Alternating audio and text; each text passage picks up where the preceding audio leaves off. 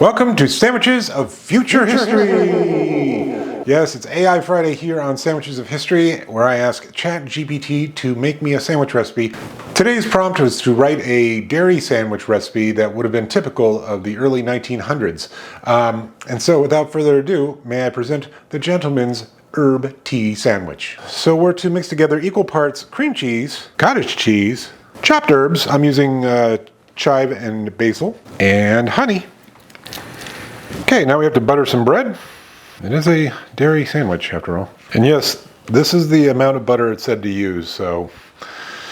And now we put on our cream cheese, cottage cheese, herb, honey mixture. Okay, let's give this gentleman's herb tea sandwich a go.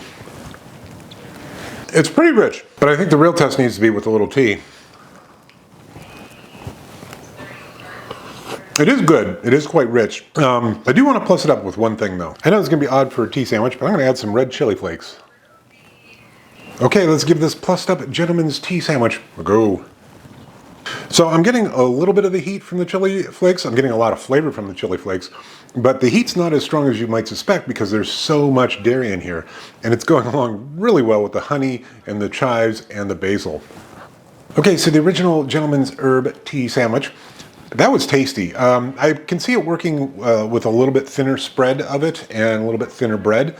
But I think the flavor profile, that's easily an 8. That is a tasty, tasty little tea sandwich. Adding in the chili flakes, I think it brought it up to a 9. And again, it didn't really bring a lot of heat. There was a little bit of heat, but you got the chili pepper flavor, a little bit of heat, and it worked really well with the herbs in there and all the dairy that's in there. And there's a lot of dairy in there, so. I am going to finish that and my tea, and I would make this again in a hot minute. All right, see you tomorrow.